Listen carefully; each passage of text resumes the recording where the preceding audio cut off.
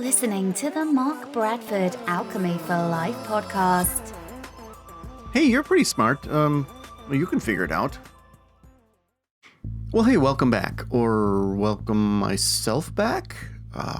This is the 150th episode, and if you heard the last one, you know that I took a break, a sabbatical, a self-imposed exile to test the waters of who was listening, who wasn't, and who actually wanted me to do this. I mean, I won't spend too much time on that, but I'm experimentally moving forward. And with that, I want to talk about how smart you are. So this is directed at people who have the handicap of being the smart ones, or perhaps rather not being, how do I say this delicately? I'm not going to say it delicately because, hey, just gather around here and let's listen. So here's the deal. The statement is, small minds talk about people, mediocre minds talk about events, and great minds talk about ideas. Well, we talk about ideas here. So I'm going to assume you're a great mind, right? You're somebody who's interesting, intelligent, introspective, creative, blah, blah, and so forth. So having said that, let's talk about the title. You're smart, so you're on your own. Whatever, you'll figure it out. I'm sorry, that's just the way it is, right? I mean, have you ever noticed that? Does that sentence ring true to you? I mean, think about your personal relationships. Think about your clubs, associates, and groups. Think about your workplace. Let me give you some examples of what I'm explaining. You're at a seminar and someone keeps asking the dumb questions, and a lot of people look over there and some people mumble and maybe even make a joke, but what happens next? The people around them chime in to help. People from all over, like in the large crowd, people from all over, they chime in and they're like, oh, well, no, look, it works like this and this and this, because they're eager to help. And it's the smarter, more perceptive people that typically do that. Vanity plays a part in that. But, going back to the status game, validation plays a huge part in that. But that's what will happen. Even the speaker or the seminar giver will kind of put the brakes on everyone, which is sometimes a bit of a jarring event to have them go, wait, I was really in the zone here learning from you, but now we got to stop because what's her face over there doesn't understand. But it's true. And then he goes through and says, okay, well, wait, hold on. Let's take a step back. Da da da da da. And if he's a good speaker, he'll involve the audience members and say, hey, can you explain this? What does that mean to you? Da da da da da. And everyone's like, look, we're kind of relearning something rudimentary that we were like 2 levels above trying to learn, but okay. And he may even bring her up again as an example, not to punish her, but to say, as Mary was saying, da-da-da-da-da-da. Now, like, all of a sudden, the seminar is tailored to her dumb questions. All of a sudden, it's her private seminar because she asked dumb questions.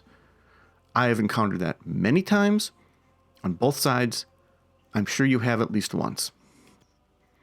Or let's talk about the workplace. You're in the workplace with a group of your peers. They're all pretty much the same, have the same duties, all that. But the person who sort of professes to not quite get it or not quite understand, what happens to them? I mean, in a perfect world, and maybe not so perfect world without human emotions and so forth, that person gets filtered down, makes a lot less money and so forth. But it doesn't really work that way, does it? That person gets things explained to them a bit more. People tend to not to say, oh, I'll just do it. I'd give it to him, but it's going to take all day if he does it, and we'll have to re-explain it and recheck it and all that stuff.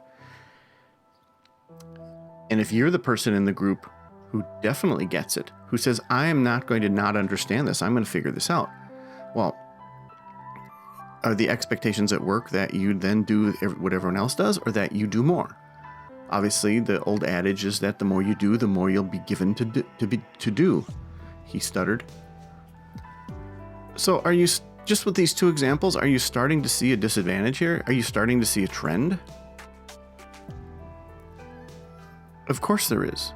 There's no escaping that being attractive and being smart, 2 separate things, let's say, are going to dramatically affect how you are treated. Just like being unattractive and being not very smart are going to affect how you're treated in basically the opposite ways. I am not going to get into the infinite permutations of all the other things in society that affect that. But I just want to say right now, and stay on track with what happens when you're smarty pants. You have a lot more to do. You have a lot more expectations. You become hard on your own self. Just like people become hard on you, they have much higher expectations of you. One day you turn around and then you get that. You're like, oh, that's right. I'm the smart one. Oh, that's right. I'm supposed to get this. I'm expected to get this. And that's it. And all of a sudden you have more to do than everyone else. All of a sudden you're the person that can't fail. You're the person that, of course, has to get it. Well, wait, you don't know it, really? You? And there are duties and careers and jobs and callings that diminish or magnify this. So think about that. There's certain jobs that even if you're a genius, if you're doing that job, no offense to sandwich makers, but if you're the genius sandwich maker and you're still a sandwich maker, you're just a sandwich maker. It's not going to affect things dramatically, right? Wow, you're really good at placing the pickles. I mean, and again, no offense, but right? But from personal experience, there are certain jobs that greatly magnify this unfairness, this mistreatment, these massive expectations if you're a smarty pants. And as usual, I'm telling you something for two reasons. First of all, I'm telling you this to raise your perception of it, right? So I want you to become aware of this. I want you to think, and I know you already have, you're wide-eyed, you might actually be upset right now, who knows? But it's something that if you weren't aware of, you are now. And there might be some people saying, well, that's just because I work hard at this and this. No, that's not what I'm talking about. I'm not talking about the hard workers. I'm not talking about the committed people. I'm not talking about the loyal people. I'm talking about the smart people. And when I say smart, I mean they have a certain level of perception and understanding. They have a certain ability to reason. They have a certain ability to figure things out on their feet, to hit the ground running. Do any of those statements sound familiar to you? Are those statements that people have used to describe you or someone you know? Because that's what I'm talking about. So now that you have this awareness, what do? Well, you're not going to go like, well, I had a head injury yesterday. I'm sorry. Can you explain it to me again? There's kind of no going back, right? Unless you switch careers, there's really no going back from that. And this entire time I've talked about the disadvantages, and obviously there's advantages. Obviously it's just more satisfying to learn more. It's just more satisfying to learn a couple more levels deeper about something than other people typically learn, right? It just makes you feel better to know things. Me personally, I have my motto, seek first to understand. So with me, of course, I just have to. It can be really annoying sometimes to be like, just let it go. No, I really want to know this. I really want to understand this. Obviously, you end up learning a lot more skills. You learn skills a bit deeper than most people do. And you have a lot of what seems to be completely unrelated skills.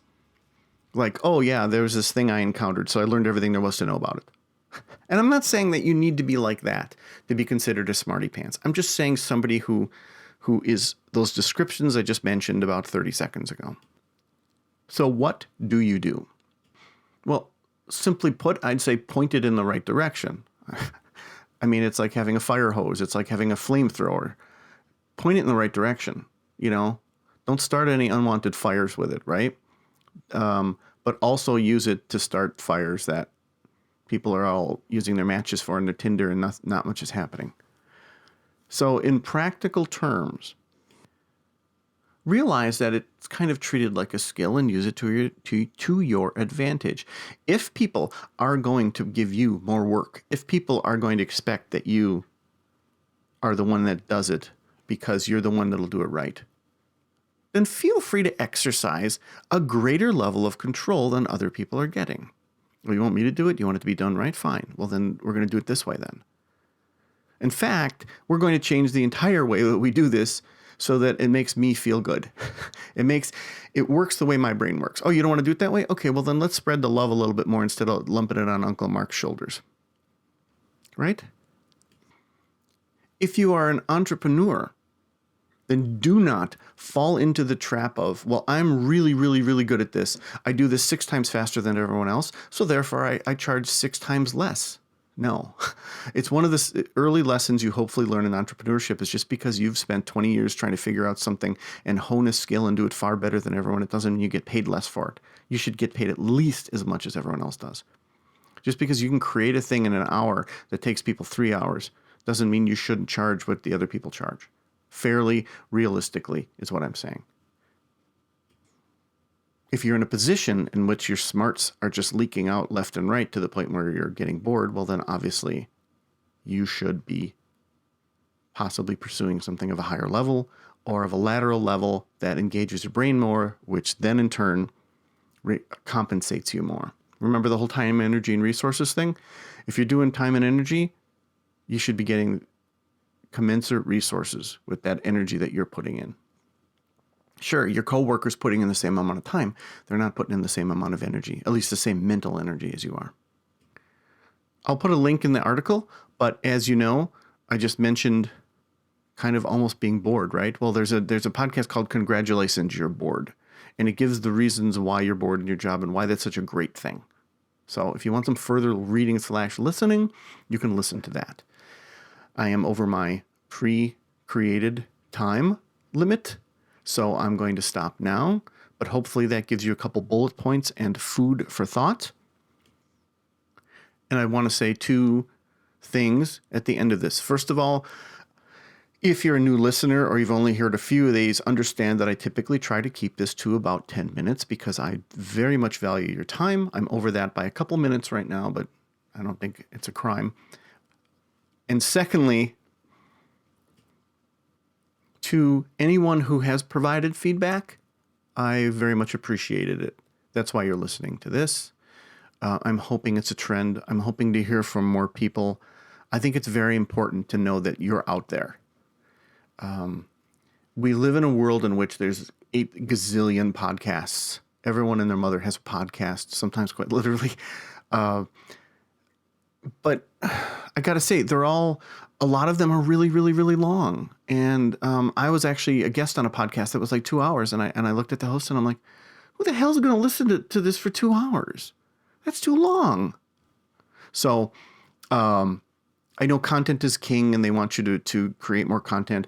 YouTube pushes people to have X amount or greater minutes so that they'll push it up in the algorithm. But if what you need to say can be said in 10 minutes, then you shouldn't take 40 minutes to say it, because then the insufferable meter goes higher and higher and higher and higher, right? Like if you hear a podcast where someone gives you exactly the same fact in 10 minutes as somebody gives you in 40 minutes, the 40-minute one sounds pretty insufferable because there's personal examples, and there's this and there's that, and you're like, okay, I get it. So if you haven't provided feedback and you really enjoy this and you want me to continue doing this, then I will bombard you with the thing that they say on YouTube all the time: like, subscribe, and share. Like, subscribe, and share. I'm hoping you've already subscribed to this. If you subscribe to this on one of the services, then that means you get your little pop-up. If you subscribe to the email, understand that the email is at Alchemy for Life, so alchemy4.life. And if you subscribe there, you're pretty much just going to get a weekly email with this article. It's not like, well, now you can use my face cream and my soap. No, you're not going to get those. The only exception to that is I'm going to tell you about my books. I'm gonna quite honestly tell you that I wrote a new book, and if that book is chosen for any award or I'm going somewhere to speak about it or something like that, that's the only exception I'm really going to make. So those are few and far between. So feel free to do that. Feel free to rate this. Feel free to share it with people. I especially am tickled pink if I have a podcast in which it benefited you, but you're like, you know what? My friend, this is exactly the kind of thing he needs to hear. And you forward it to them and they enjoy it. So I love when the third party finds out about it that way. This happens to me all the time on articles I've written on Quora. It doesn't happen as much on the podcast. So I look forward to that. Thank you for letting me add an additional 5 minutes of your time. You gave that to me and I appreciate it. And hopefully I gave back enough to make it worth your while. See you later. Thanks for listening. Feel free to like, share, and subscribe. As I said, I want to let you know that the Sword and Sunflower audiobook just won Best Author 2021. Check it out online, Amazon, and all those good places. Thanks again.